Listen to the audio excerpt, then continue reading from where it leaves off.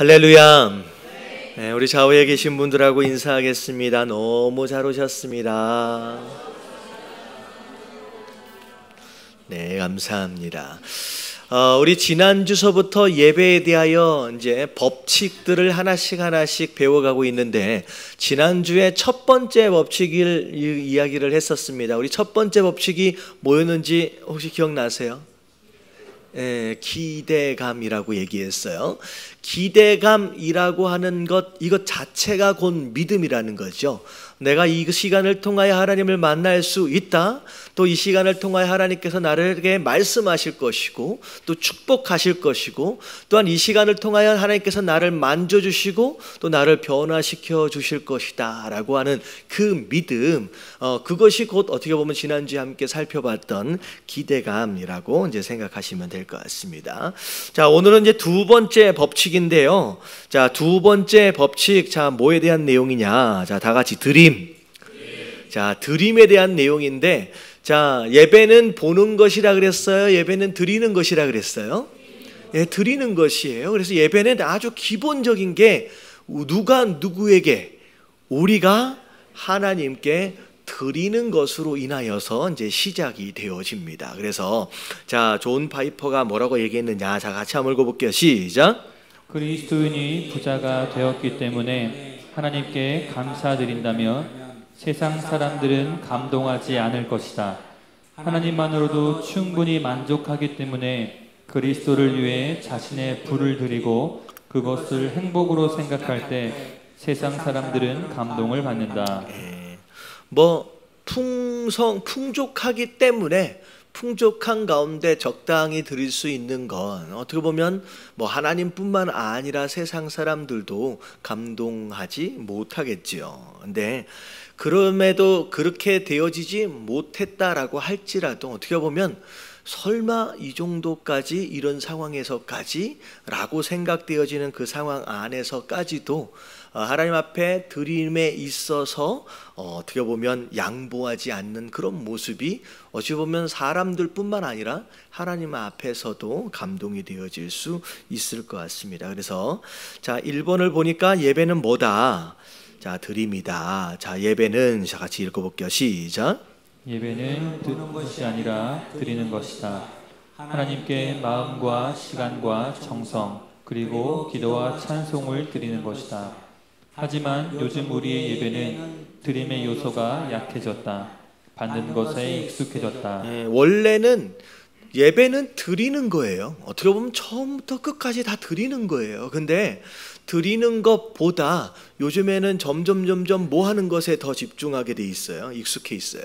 받는 것에 익숙해져 있기만 한다는 거죠. 그래서 내 필요만 채우기 위한 예배가 되어서는 안 된다라는 거예요.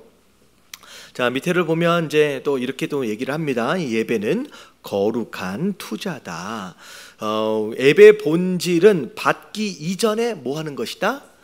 드리는 것에 시서부터 시작돼요. 예배는 나를 채우기 전에 먼저 하나님께 드리는 것이다 라고 얘기했어요. 그래서 예배는 물론 받는 것도 있어요. 근데 받기 전에 반드시 뭐 하는 게 먼저 선행되어져야 하느냐?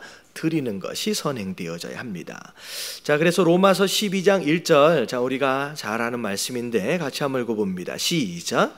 그러므로 형제들아, 내가 하나님의 모든 자비하심으로 너희를 권하노니 너희 몸을 하나님이 기뻐하시는 거룩한 산 제물로 드리라.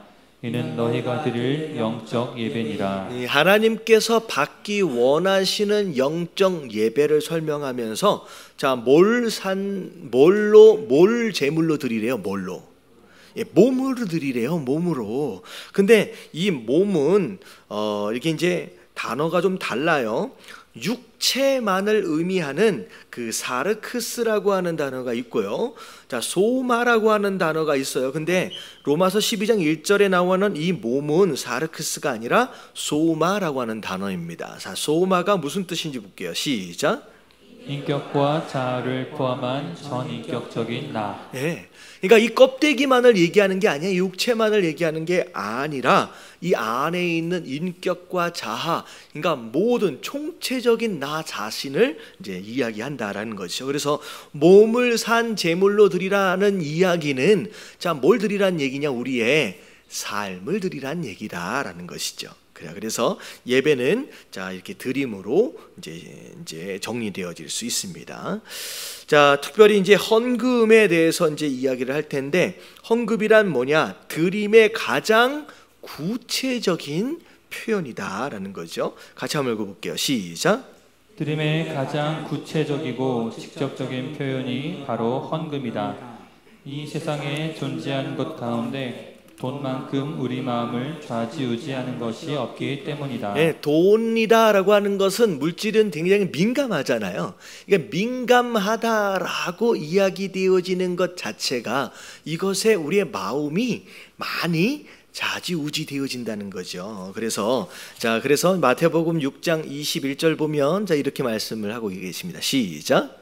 내 보물이 있는 그곳에는 내 마음도 있느니라. 네, 왜 물질로 인하여 마음이 좌지우지 되어지느냐? 자, 보물이 있는 거기에 뭐가 있기 때문에? 네 마음이 있기 때문이라는 거야. 네 마음이. 보물이 지금 어디에 있느냐에 따라서 네 마음도 따라간다는 얘기가 되겠죠. 그래서 그래서 보물이 이제 굉장히 물질이 굉장히 중요한데, 자, 헌금의 원리는 자 얼마만큼 드리는 거래요? 가치만큼 드리는 거예요. 이걸 받으시는 분이 내게 있어서 얼마나 가치 있는 분이냐라고 하는 거에 따라서 내가 드리는 정도가 달라진다는 거죠. 그래서 밑으로 보니까 하나님의 가치는 무엇과도 비교할 수 없다. 그러니까 다 같이 시작. 쓰다는 것을 드려서는 안 된다. 네. 하나님의 가치는 비교할 수가 없는 가치잖아요. 그렇기 때문에 하나님 앞에 드려지는 것에 있어서는 뭐하면 안 돼요? 쓰다가 남은 것을 드려서는 안 된다는 거죠. 종종 쓰다 남은 건 누굴 줘요? 자, 밑에 또 한번 읽어볼게요. 뭐라고 얘기하기 좀 애매한데 밑에 시작. 드릴 수 있는 것 중에 가장 온전한 것을 드려야 한다. 온전하다는 말은 처음부터 정성스럽게 따로 떼어 구별한다는 의미이다. 예. 그러니까 어떻게 보면 온전한 것, 어떻게 보면 정성스럽게 따로 떼어서 구별되어진 것, 이게 이제 거룩한 것이라는 거죠. 그래서 제가 이제 종종 예를 드는데, 물론 이제 상황에 따라 좀 다를 수는 있어요. 상황에 따라 좀 여러분들 이제 분별해서 이제 들으시면 좋을 것 같은데 그런 거예요. 전에 있던 이제 교회에 이게 보면 이렇게 휴게실이나 이런 데를 보면 그 소파나 이런 것들이 이게 들어와 있는데 하나도 짝이 안 맞아. 아주 그 총천연색서부터 시작해가지고 빨주노초 파남보가 그 휴게실에 보면 이게 다 있어요. 이게 어떻게 된 상황이냐면 집에 소파가 있는 거야. 근데 버리기는 아깝고 그대로 두면 애매하고, 그러니까 본인이 소파를 사면서 이걸 어디다 갖다 버려요? 교회에다 갖다 버리는 거예요. 여러분들 그런 마음으로 교회 가지고 오면 안 되는 줄로 믿습니다. 이거 오해해서 말고 들으세요. 그러니까 이런 거예요. 하나님께 드려지는 것이다라고 한다면 오히려 내가 취하는 것보다 더 뭐한 걸 취해야 돼요. 좋은 걸 취해야 되는 거지 집에서 버리기 애매한 것 같다가 이렇게 갖다 놓고 그러면 안 돼요. 그래서 종종 큰 교회 갔다 보면 왜 이런 게 여기 와 있을까 싶을 정도의 물건들이 와 있어요. 근데 목사는 어떻게 할 수밖에 없어요. 갖다 주면 아유 감사합니다 그러고 받아요. 근데 이거는 참 애물단지인 게 뭐냐면 자기 집에서 쓰기 뭐 애매한 거 없으면 교회에서도 애매한 거예요.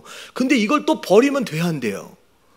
교회에선 또 이걸 버리면 안 돼. 성도가 또 갖다 놓은 거기 때문에 이거는 또 버리면 또 성도가 상처 입을까 봐서. 그래서 진짜 애물단지가 되는 거예요 이게. 그러면 이게 제 말하는 의도를 잘 이렇게 새겨서 들으시길 주님의 이름으로 축원합니다. 여러분들 이게 딱 지휘했는데 이거 교회 있으면 너무 좋겠는데 여러분 이렇게 특별하게 생각해서 가지고는 이게 이제 중고든 새 것이든 이것에 대한 내용이 아니라 뭔 내용인지 아시겠죠? 이게 혹시나 그래서 자, 고린도후서 9장 7절 말씀 같이 한번 읽어볼게요. 다 같이 시작. 각각 그 마음에 정한 대로 할 것이요 인색함으로나 억지로 하지 말지니 하나님은 즐겨내는 자를 사랑하시느니라. 자, 이 맨 처음 첫 줄이 되게 중요해요. 그냥 남은 거 어쩌다가 이거 괜찮겠네 이게 아니라 처음부터 뭐 하래요? 마음으로 정하래요. 이것은 하나님의 것, 이건 하나님께 드려질 것이다 라고 먼저 마음으로 정하래요. 그리고 마음으로 딱 정해놨는데 막상 딱 드리려 그러면 무슨 생각이 나요? 아까운 생각이 난대요. 근데 그런 마음으로 하지 말고 일단 정해놓고 그 다음에 인색함이나 어색함으로 어색함이란데 억지로 하지 말고 어떻게 하래요? 즐거운 마음으로 하래요. 여러분 감사하는 마음으로 드리시길 주님의 이름으로 축원합니다. 근데요, 자 이렇게 생각하시면 돼요. 이걸 앞에 나와 있는 것처럼 뭐 내가 이만큼 심으면 얼만큼을 돌려받겠지라고 하는 어떤 투자적인 개념만을 생각하면요, 이게 심으면서 되게 아까울 수 있어요. 근데 여러분 나중에 심고 돌려받을 것을 생각하기 전에 이미 내가 받은 은혜와 사랑이 어떤 것인가라고 하는 걸 생각할 수 있다라고 한다면, 투자의 개념이 아니라 이런 감사함으로 드릴 수 있다라고 한다면 여러분 조금 더 즐겨할 수 있게 될 줄로 믿습니다. 이런 감사함으로 드리는 거예요. 자, 밑에 읽어볼게요. 우리가 시작. 우리가 가진 모든 것은 하나님의 것이다. 재정과 물질은 청지기인 우리에게 잠시 맡겨놓은 것에 불과하다. 자, 왜 하나님 것이에요? 왜 하나님 것이에요? 이게 사실 우리가 열심히 나가서 일해서 벌었다라고 할지라도 우리를 이 땅에 허락하신 분이 일단 누구세요? 하나님이세요. 그리고 건강한 육체 또한 누가 허락하셨느냐? 하나님이 허락하셨고요. 그리고 어떻게 보면 일할 수 있는 시간조차도 누가 허락하셨어요? 하나님이 허락하셨어요. 그리고 내가 일할 수 있는 지혜도, 내가 일할 수 있는 재능도, 수많은 경험들도 사실은 누가 허락하신 거예요?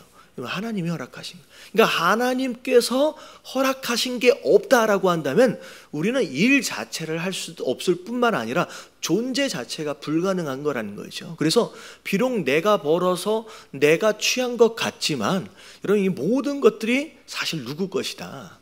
여러분 하나님 것이다 라고 하는 것을 인정한다는 거죠. 그래서 이 모든 것이 다 하나님 것입니다 라고 고백하는 것에 있어서 굉장히 중요한 역할을 감당하는 게 뭐냐면 11조입니다. 11조. 자, 말라기 3장 10절 말씀 다 같이 시작. 만군의 여호와가 이르노라. 너희의 온전한 11조를 창고에 들여 나의 집에 양식이 있게 하고 그것으로 나를 시험하여 내가 하늘 문을 열고 너희에게 복을 쌓을 곳이 없도록 붙지 아니하나 보라. 자, 붙지 아니하나 보라라고 말씀하신 이 내용을 보면, 자 이제 성경에서 하나님을 시험하라 그랬어요? 시험하지 말라 그랬어요? 시험하지 말라 그랬죠. 근데 딱 한 부분만큼, 이 말라기의 요 말씀만큼만은 나를 뭐 해보라 그래요? 시험하러 보라는 거예요. 네가 과연 나에게 10의 1조를 10분의 1을 고백하며 하나님 앞에 드릴 때에 내가 어디만큼 차고 넘치게 한대요? 하늘 문을 열어버리신대요. 그리고 너희에게 쌓을 곳이 없도록 부어주는지 아니하는지 네가 한번 나를 시험해 보라는 거예요. 여러분 이것이 이 표현은 뭐냐면 반드시 그렇게 할 것이다 라고 하는 하나님의 의지와 결단이 담아져 있는 내용입니다. 그래서 이 모든 것이, 물질을 포함한 내 모든 것이 다 하나님 것입니다 라고 하는 것을 고백하며 하나님 앞에 올려드리는 게 바로 10의 1조입니다. 그리고 심지어는 이 11조를 드리지 않는 것에 대해서는 하나님 뭐라고 말씀하셨느냐? 이건 내 것을 뭐 하는 것이다?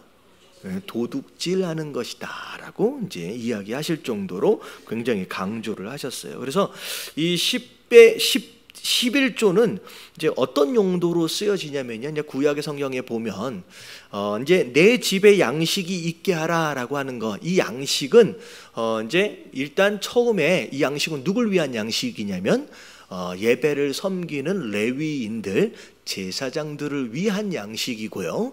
그리고 나서 나머지는 다 누굴 위한 거예요? 가난한 자들을 위한 구제용으로 쓰여지는 것이 바로 이 11조의 용도입니다. 그래서 그렇게 하라는 거죠. 자, 밑에 한번 읽어볼게요. 내 소유를 시작. 내 소유를 주장해 봐야 기껏 내가 가진 것이 전부이다. 그러나 다 하나님의 소유임을 인정하면 그때부터 하나님의 것이 다 내 것이 된다. 자꾸 내 거 하면 들고 있는 것만 내 거예요. 근데 그냥 나 스스로, 그러니까 내 재물뿐만 아니라 나 자신을 하나님 소유되도록 딱 넘겨버리시면요, 그때부터는 내가 하나님 소유이기 때문에 그분이 나를 어떻게 가세요? 책임져 가시는 거예요. 그렇게 되면서 결국은 그분의 것이 내 것이 되어지는 그런 일이 되어진다는 거죠. 그래서 여러분, 이 물질에 대한 건 굉장히 중요한데, 이제 어떻게 보면 내 몸을 포함해서 시간과 건강과 뭐 에너지와 재능과 이 모든 것이 다 합쳐서 뭐가 돼요? 재물이 돼요. 그러니까 이 재물을 하나님 앞에 드릴 줄 안다라고 하는 것은 나의 뭘 드리는 것이냐? 모든 걸 다 하나님 앞에 드린다라고 하는 것을 이제 간접적으로 의미하는 것입니다. 그래서 자, 첫 번째, 하나님 앞에 이제 뭘 드리는 사람이 되어져야 돼요. 자, 아직 그 전에 지금 여태껏 했잖아요. 물질을 하나님 앞에 드리는 것, 이거 굉장히 중요한 것이라는 거죠. 자, 두 번째, 3번입니다. 자, 그 다음에 또 뭘 드릴 수 있어야 돼요? 시간도 드릴 수 있습니다. 지금 보면 재물도 굉장히 중요한 위치를 차지하고 있는 부분이기도 하지만 돈보다도 또 어떻게 보면 또 중요할 수 있는 게 시간이에요.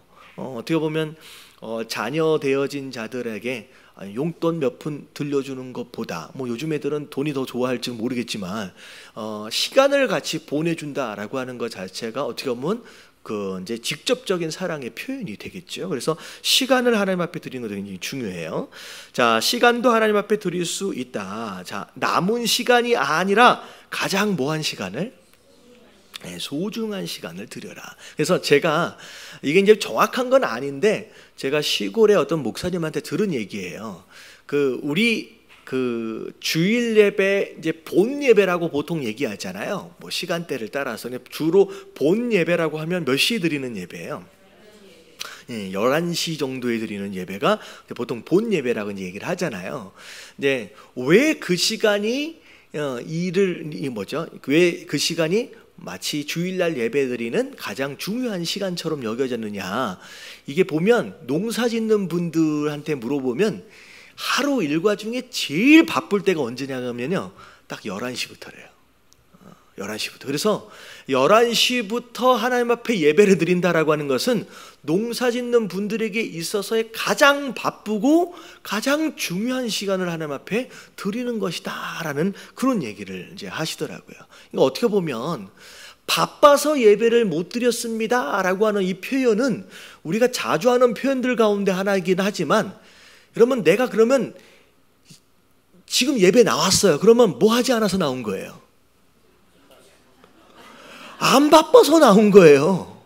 그러니까 예배를 못 나온 이는 내가 바빠서 못 나왔다. 그러면 내가 오늘 예배를 나왔어요. 그러면 오늘 왜 어떻게 나왔느냐? 안 바빠서 남은 거예요. 여러분, 안 바빠서 나올 수 있다라는 표현은 반대로 또 얘기하면 뭐가 되냐면 지금 남는 시간에 나온 거예요. 여러분, 그게 아니라는 거죠. 하나님 앞에 드려지는 시간은 내가 쓰고서 다 남는 시간이 아니라 내가 그분의 시간들로 뭐 한 거예요? 마음을 정하여 구별하여 그 시간을 지키는 것을 의미합니다. 그래서 시간도 하나님 것이다. 시간을 만드신 하나님. 자, 밑에 읽어볼게요. 시작. 주장해 봐야 기껏 24시간이다.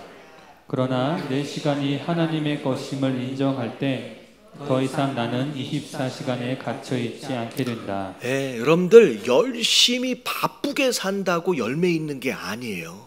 어떻게 보면 24시간 중에 잘 수 있는 시간만큼 다 자고 충분히 쉬면서도 오히려 24시간이 모자라게 뛰는 사람보다 훨씬 더 열매를 많이 맺을 수 있습니다. 그래서 여러분, 내가 바쁘다고 내가 열심히 뭔가를 하고 있다고 효과적으로 사는 것은 꼭 아닐 수 있다라고 하는 것이죠. 자, 그럴 때 어떻게 하냐면 시간을 들여야 한다라고 하는 거에 있어서 우리가 하나님께 시간을 구별하는 건 이거 굉장히 중요한 것을 의미합니다.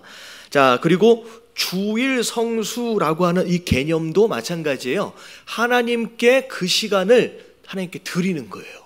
그래서 그 시간을 마음으로 함께 약속하여서 그걸 하나님의 시간으로 구별하여 하나님께 드리는 거 굉장히 중요합니다. 자, 밑에 볼게요. 자, 복음을 위해 시작. 복음을 위해, 선교를 위해, 교회 봉사를 위해, 무엇보다 예배를 위해 시간 내는 일을 아까워하는 것은 하나님을 그만큼 싸구려 취급하는 것이다. 오늘날 하나님의 존재가 자신의 미래를 위해 스펙 쌓는 것보다 못한 슬픈 현실이 되어버렸다.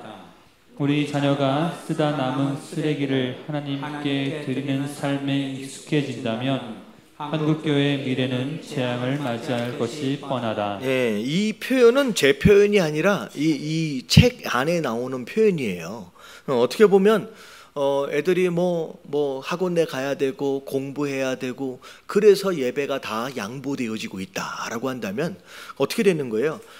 결국은 그 인생, 앞으로의 자기 인생을 위하여 스펙을 쌓는 것보다도 하나님께 드려지는 그 시간이 어떻게 보면 더 가치가 없는 그런 시간. 만약에 그렇게 해서 우리 아이들이 그것이 당연한 것인 것처럼 익숙해지다 보면요, 결국 한국교회의 미래는 어떻게 돼요? 그렇게 되어지는 거예요. 그래서 이런 거예요. 시간뿐만 아니라 재물까지도 제가 미국에 있을 때 제가 성함은 말씀을 안 드릴게요. 2세들을 중심으로 해가지고 이제 사역을 하시는 목사님이 한 분 계세요. 근데 그 목사님은 굉장히 젊은 아이들하고 잘 어울리십니다. 그래서 한국말로 오토바이, 모터사이클이라 그러잖아요. 가죽 잠바 딱 입고 모터사이클 타고 다녀요.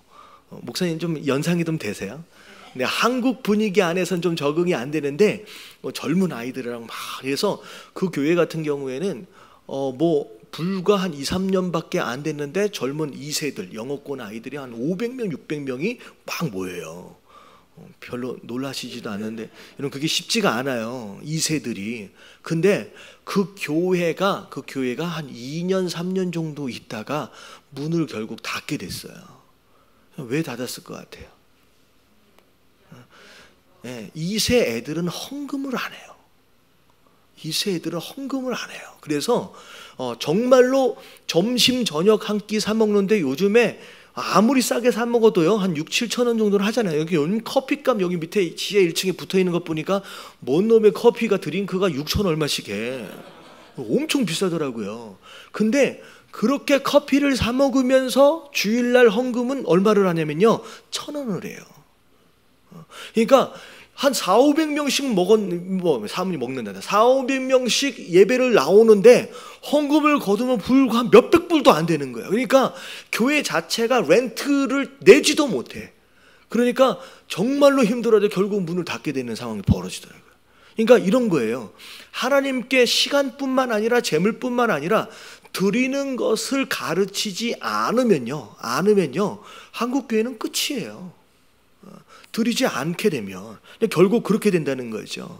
우리가 이걸 알아야 돼요. 그래서 자 정리를 해보면 자 다 같이 한번 읽어봅니다. 시작. 많고 적음을 떠나 하나님께 예물 시간을 드려야 하는 이유는 우리의 실천적 변화를 위해서이다. 우리는 하나님께 매주 반복적으로 드림으로써 욕심과 탐욕에 물든 자아에서 벗어나는 훈련을 한다. 드리는 훈련은 결국 물질 시간의 노예로 살던 우리에게 자유를 준다. 하나님보다 크게 보이던 시간 물질이 점점 작아지고 그것들과는 비교할 수 없는 하나님을 발견하게 되는 것이다. 그때 비로소 하나님과의 진정한 사랑의 관계가 역동적으로 시작된다. 그 사랑을 경험할 때 우리는 진정한 자유를 누릴 수 있다. 예, 그리고 이스라엘 백성들 같은 경우에는 이제 아수르나 바벨론에 의해서 멸망을 당하기 직전에 예배의 모습을 보면 맨 처음에는 제대로 드리다가 점점 어떤 거 끌고 왔다 그랬어요. 눈 먼 거, 다리 저는 거 이런 것들 끌고 오기 시작했어요. 근데 그러더니만 그마저도 드리지 못하는 상황이 되어지니까 나중에는 어떻게 되냐면 레위인들이 제사장들이 예루살렘에 남아 있을 수가 없는 거예요. 뭐 할 게 없어서.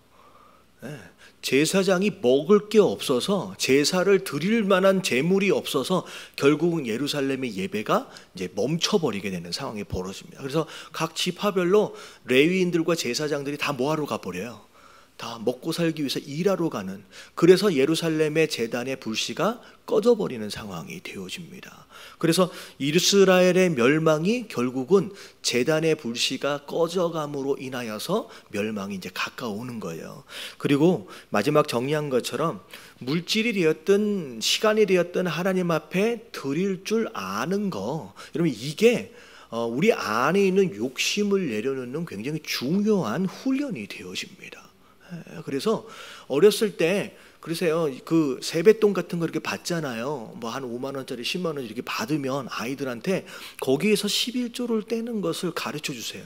우리 이제 부모님들 중에 이렇게 보니까 일부러 아이들인데 11조 봉투에다가 이렇게 넣어가지고 구별하게끔 해가지고 11조를 하게끔 하는 부모님들이 계시더라고요. 근데 그렇지 않은 아이들은요, 나중에도 절대로 안 되는 거예요. 그래서 어린 아이들 때부터 그렇게 이제 정리를 해서 드릴 수 있도록 훈련하는 게 굉장히 중요합니다. 자, 이제 4번을 보면 구약의 제사의 정신 한번 읽어볼게요. 자, 다 같이 시작. 구약의 모든 제사 제도는 예수 그리스도의 십자가 사건으로 완성되었다. 따라서 구약 규례는 신약의 성도들에게 더는 구속력을 갖지 못한다. 그럼에도 구약 제사 제도의 정신은 여전히 우리에게 중요하다. 각 제사에 담긴 가치와 의미가 오늘날 우리가 드리는 예배에도 동일하게 녹아 있어야 하기 때문이다. 자, 우리는 더 이상 이제 짐승을 가지고 와서 예배를 드릴 필요가 없습니다. 사실 그렇게 아직도 그렇게 된다 그러면요, 참 골치가 아플 거예요. 이렇게 집에 한두 마리씩 계속 키우고 있어야 되는 상황이 뿐만 아니라 중간에 사가지고 온다고 해도 저 엘리베이터서부터 이제 하나씩 들고서 이렇게 와야 돼요. 이렇게 비둘기 이렇게 담아서. 이제 그렇게 할 필요는 이제 없어요. 뭐 때문에? 예수님께서 십자가에 못 박혀 돌아가심으로 완벽하게 우리 죄에 대한 문제를 그분이 해결해 주셨어요. 그래서 재물을 데리고 나올 필요는 없지만 그 대신 하나님 앞에 드려지는 이 예배 안에서 구약에 드려졌던 그 제사의 의미는 다 담겨 있어야 된다는 거죠. 자, 그래서 이스라엘은 5대 제사가 있어요. 5대 제사. 자, 그래서 앞에 자만 따가지고 이제 뭐라고 얘기하냐면 번소화, 속속 이렇게 이제 외웁니다. 근데 자, 번제는 자 어떻게 드리는 제사예요? 시작. 통째로 하나님께 완전히 태워서 드리는 제사. 그럼 번제는 안에 있는 내장이나 똥이나 이런 것들을 따로 구별하지 않고 그냥 통째로 그냥 다 드리는 거예요. 하나도 남김이 없이 다 드리는 거예요. 자, 이것은 뭘 의미하느냐? 자, 하나님께 어떻게 헌신하래요? 네, 100%예요. 내 것으로 따로 남겨둠이 없이 다 하나님의 것입니다 라고 내 삶을 드릴 줄 아는 헌신되어지는 모습을 의미합니다. 자, 그리고 소제는 자, 이건 곡식으로 드려지는 제사예요. 곡식. 그래서 어떤 의미를 갖습니까? 밑에 매일 시작. 매일 먹는 곡식으로 드리는 상. 이게 순서가 바뀌었네요. 이렇게 쓰면 안 되는데 이런 거죠. 자, 같이 써졌는데 이게 뜻이 뭐냐면, 자, 밑에 뜻이 뭐라면 매일매일 식사처럼 생활이 예배가 되는 삶이에요. 그러니까 매일매일 아침, 점심, 저녁 밥을 먹는 것처럼 우리의 매일매일의 삶이 밥 먹는 것처럼 뭐가 되어져야 된다? 예배가 되어져야 한다라고 하는 것을 의미합니다. 소제. 이 그 5대 제사에 대한 내용은요, 제가 따로 구별해가지고 설교를 한 적이 있어요. 여러분 인터넷 웹사이트 이렇게 아니나 유튜브에 가시면요, 요 내용이 굉장히 있습니다. 요 내용이 굉장히 중요한 내용이니까 나중에 필요하시면 한번 들어보시면 되게 좋을 것 같아요. 자, 3번은 화목제물이에요. 함께 제물을 뭐 해 먹는 거예요? 나눠 먹는 거예요. 그래서 화목제물 같은 경우에는 안에 있는 안 좋은 것들은 싹 다 빼가지고 진영 바깥에다 갖다 버려요. 그리고 먹을 수 있는 좋은 것들은 잘 삶아가지고 드리는 자와 가족들과 친척들이 함께 같이 나눠 먹습니다. 그래서 이건 뭘 의미하느냐? 자, 하나님과의 관계 회복과 더불어 누구와의 관계 회복이에요? 이웃과의 관계 회복을 이야기합니다. 그래서 화목제물을 드릴 때는 그냥 그야말로 뭐 하는 장소가 되냐면 축제나 잔치 장소가 되는 거예요. 같이 나눠 먹는 어떤 그런 제사가 되겠습니다. 자, 이제 4번하고 5번이 중요한데, 속죄제와 속건제, 이게 둘 다 뭐 하기 위한 제사예요? 네, 죄를 용서받기 위한 제사예요. 근데 이 두 제사가 특징이 좀 있습니다. 자, 첫 번째는 죄와 구별된 삶. 어떻게 보면 이렇게 말씀을 드릴게요. 죄를 지었어요. 주로 하나님께 대한 이제 죄예요. 그래서 이 죄를 지은 것으로 말미암아 특별한 누군가가 해를 당하거나 손해를 본 것이 없다라고 한다면 이건 하나님과의 관계잖아요. 그러니까 이건 그럴 때는 무슨 제사를 드리냐면 속죄제예요. 근데 내가 무슨 잘못을 했어요. 근데 잘못을 저지르면 사람에게 잘못을 저질러도 그것이 곧 하나님께 죄를 저지르는 거죠. 근데 사람에게 죄를 저지르면 사람이 다쳤거나 뭐 재산상의 손해를 받거나 이런 상황이 벌어지게 되면 누구한테도 피해를 준 거예요, 지금. 사람한테도. 그렇기 때문에 사람한테 피해를 줬을 경우에는 그냥 속죄제만 드려지는 게 아니라 속건제를 드리면서 피해를 입은 사람에게 몇 배를 보상해 줘야 돼요. 4배를 보상을 해줘야 돼요. 이게 함께 같이 가는 겁니다. 그래서 우리가 종종 그런 기사들 많이 나잖아요. 내가 누구에게 피해를 줬는데 그냥 자기는 뭐 했으니까? 회개했으니까 나는 괜찮다는 거예요. 여러분, 이거는요 말도 안 되는 일이에요. 여러분, 성경엔 그렇게 나와 있지 않아요.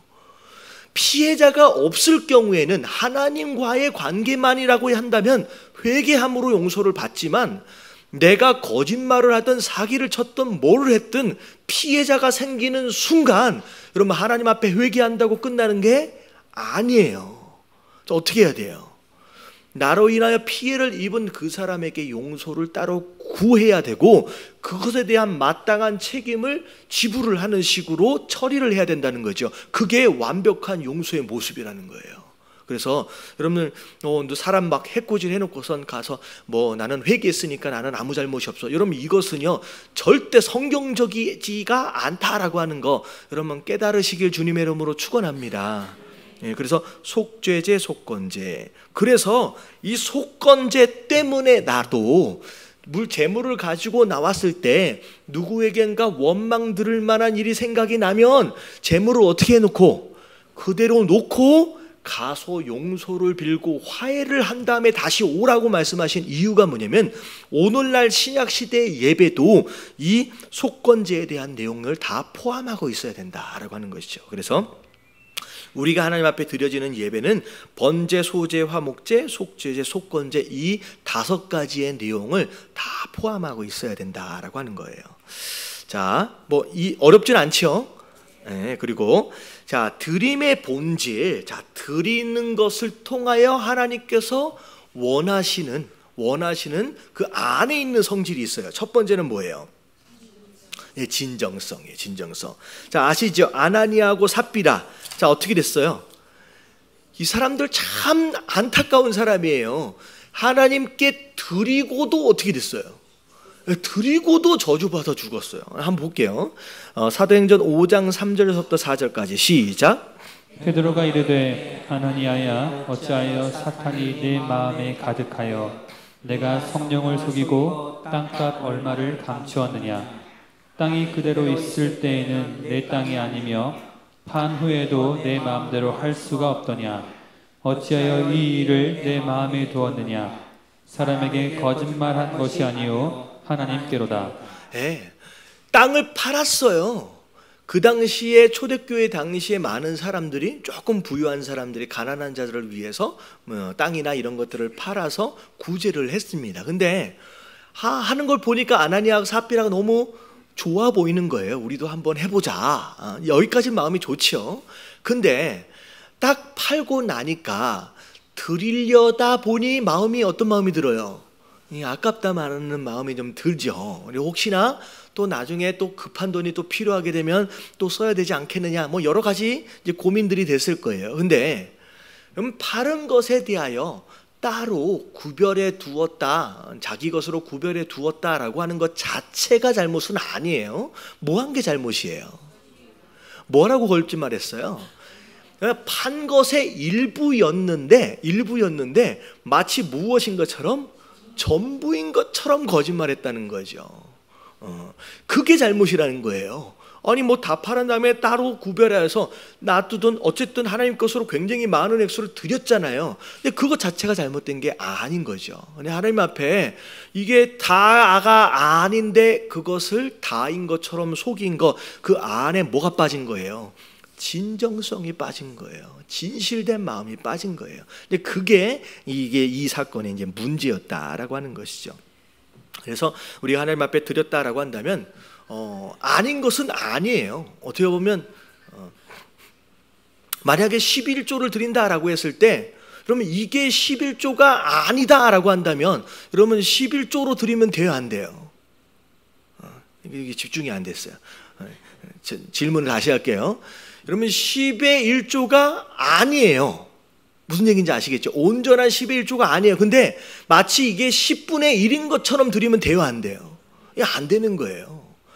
솔직하게 이게 아니면 아닌 거고 기면 기고고 하나님 앞에 솔직해질 필요가 있다는 거죠. 자, 두 번째, 자 여기는 따로 나눠놨는데, 아니 안 나눴는데, 여기 부자와 두렙돈 드린 과부 그 위에다가 이해놓고 믿음이라고 적어주세요. 이해놓고 믿음. 자, 부자는 많이 가지고 나서 헌금했어요. 자, 이 과부는 얼마만큼을 헌금했어요? 네, 두렙돈. 자, 마가복음 12장 44절 같이 한번 읽어볼게요. 시작. 그들은 다 풍족한 중에서 넣었거니와 이 과부는 그 가난한 중에서 자기의 모든 소유 곧 생활비 전부를 넣었느니라 하시니라. 자, 이게 왜 믿음이겠느냐? 여러분, 부자는 드리고 나서 집에 남은 게 많아요. 근데 이 과부는 이 두렙돈이 작은 액수였음에도 불구하고 이게 뭐였대요? 생활비의 전부였대요. 여러분, 이게 믿음이라고 얘기할 수 있는 이유는 뭐냐면, 여러분 이걸 드려버리면 내일 어떻게 살아요? 내일 살 것에 대해서는 누구에게 맡긴 거예요? 이미 하나님께 맡긴 거예요. 그러니까 오늘 하루를 살게 하신 하나님, 이 두렙돈이 나의 내일을 살게끔 하는 게 아니라 누가 살게 하신다? 하나님이 나를 살게 하신다는 거예요. 여러분, 이래서 이 두렙돈을 드린 이 과부의 믿음을 이야기할 수 있는 거라는 거죠. 여러분, 돈이 여러분들을 살려가는 게 아니라 누가 우리를 살려가신다? 이 하나님이 우리를 살려가신다는 거죠. 그것에 대해서 우리가 믿음으로 하나님 앞에 드릴 수 있어야 된다는 거죠. 자, 세 번째, 자 깨트림이다라는 게 있어요. 자, 마리아가 향유 5컵을 드리는데, 여러분 향유 5컵을 드리는데 어떻게 드렸대요? 깨트려서 드렸어요. 여러분, 이게 왜 깨트렸을 것 같아요? 여러분, 이게 깨트리는 게 사실 손해예요. 왜냐면 부은다라고 했을 때 깨트려 버리면 제대로 정확하게 조준이 잘 안 될 거 아니에요. 다 흘러버리니까. 근데 여러분, 이게 줄줄줄줄 딸다 보면 어떤 마음이 들어요? 나간다. 비어지는 것이 마음에 막 오는 거예요. 차라리 어떻게 해버리는 거예요? 다시 주워 담을 수도 없고 다시 멈출 수도 없게끔 확 처음부터 어떻게 해버리는 거예요? 깨버리는 거예요. 이 마음의 결정, 어떻게 보면 하나님께 드려질 것에 대하여 내가 번복하지 않도록 하기 위해서 결단해버리는 거예요. 근데 그것 자체가 예수님 받으시기에 어떤 모습이었느냐, 같이 한번 읽어볼게요. 마리아는 시작. 마리아는 지극히 소중한 향유 값을 깨뜨려 최상의 사랑을 표현했다.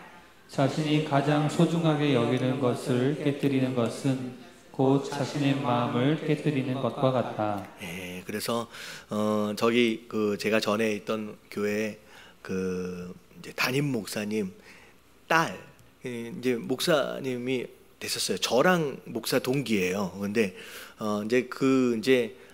이제 신 목사님이죠. 근데 간증을 하시는데 그런 얘기를 하시더라고요. 이제 직장 생활 이제 하다가 하나님 제가 첫 월급 받으면 내가 하나님 앞에 드리겠다라고 약속을 딱 했다는 거예요. 근데 진짜로 마음을 먹었는데 헌금을 하는데 손이 이렇게 떨리더라는 거예요.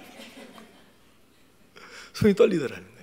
그래서 진짜로 첫 월급인데 이걸 다 하나님 앞에 다 드린다라고 했을 때의 그 마음, 손을 딱 놓는 순간 되게 희한한 감정이 이렇게 막 북받쳐 올랐다는 그런 얘기를 하더라고요. 그러면서 이제 그런 것 같아요. 이게 하나님 앞에 드려진다라고 했을 때 이게 쉬운 게 아니죠. 적당히 내서 드린다라고 하는 것을 초월한 거잖아요.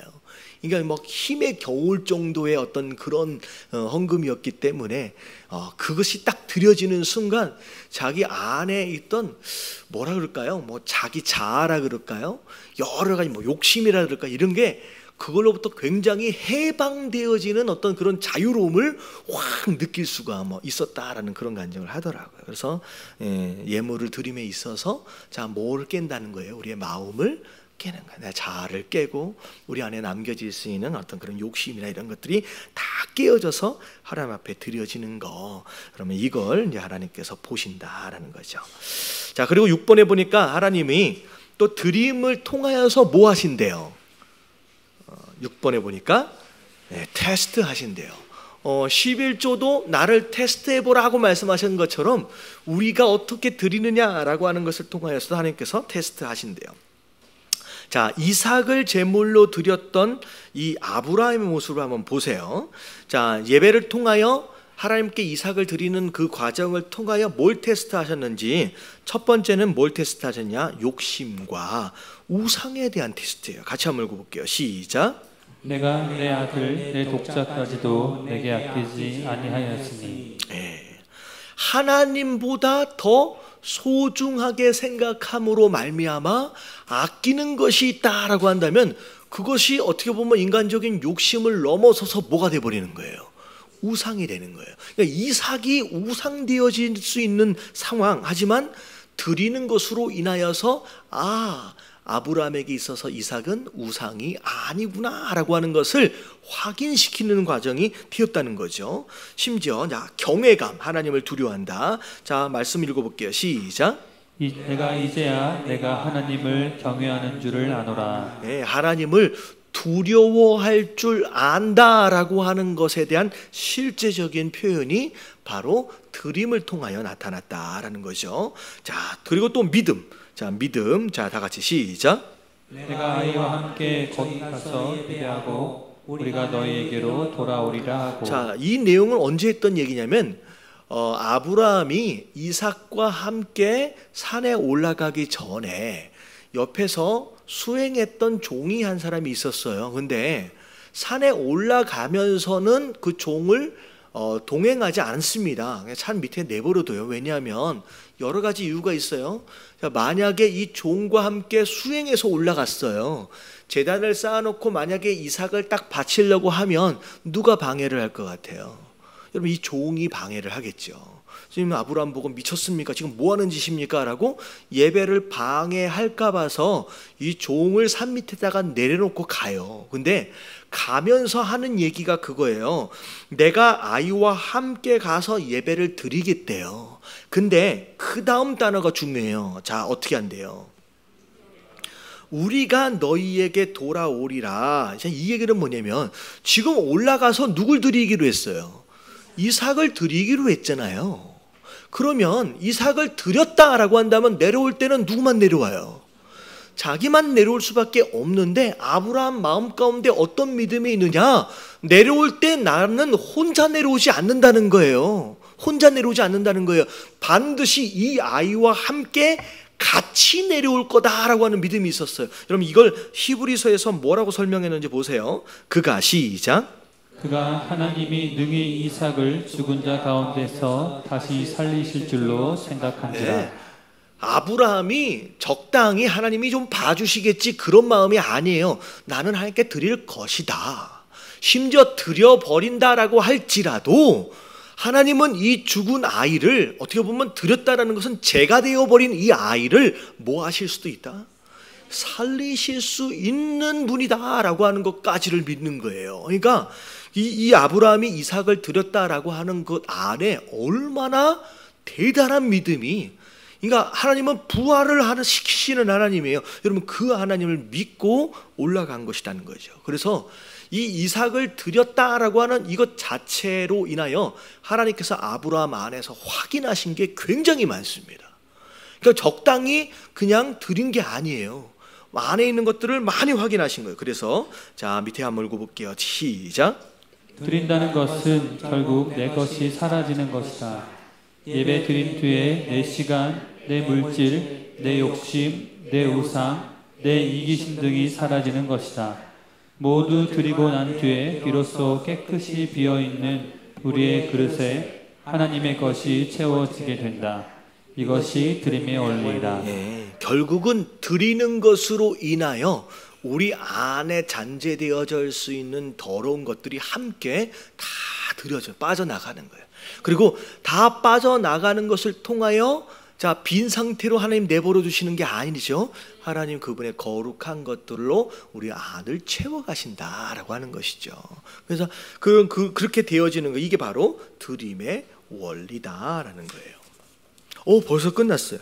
오늘 너무 일찍 끝냈는데. 그렇다고 하나를 더 하자니 애매하고. 뒤에는 좀 기네요. 자, 그래서 자, 드린다라고 했을 때 자, 예배는 보는 게 아니다 드리는 거예요. 그래서 구약 시대 예배도 일단 예배에 참여하는 자는 반드시 손에 뭐가 있어요? 이게 비둘기라고 할지라도 손에 드려질 것을 함께 가지고 나오는 것에서부터 시작이 됩니다. 그래서 이 드린다라고 하는 거 어떻게 보면 많은 것들이 이제 의미를 이제 가지는데 자, 세 가지 기억하시면 돼요. 자, 우리가 하나님 앞에 예배를 드린다, 뭐 헌금을 한다라고 했을 때 그 안에 반드시 있어야 할 세 가지가 뭐냐면 자, 첫 번째가 뭐예요? 진정성이에요. 하나님은 속지 않으세요. 하나님은 제일 싫어하시는 거예요. 그래서 성경 안에 특별히 하나님께서 그냥 찍어놓고 축복하신 인물이 누구냐 하면 다윗일 겁니다. 다윗은 그냥 딱 찍어놓고 뭐 축복하시는 그런 대표적인 예예요. 근데 이 다윗이 하나님 앞에서 철저하게 유지하려고 애를 썼던 것이 뭐냐면 정직함이에요. 그래서 하나님 앞에 드려지는 예물 안에는 진정성, 거짓이 없이 우리의 마음을 다 드리는 거, 그리고 또 뭐가 있어야 돼요? 믿음이 있어야 돼요. 돈이 나를 살리는 게 아니다라는 거죠. 자, 그리고 세 번째가 뭐 있어야 된다? 우리의 마음을 하나님 앞에 깨트리는 그 깨어지는 그런 마음까지 하나님 앞에 드릴 수 있어야 된다라고 하는 거 여러분 기억하시면 되겠습니다. 자, 우리 찬양팀 나오시고요. 우리 아까 아침에 불렀던 이 찬양 가사를 하나하나 좀 기억하시면서 우리 함께 찬양하도록 하겠습니다. 나의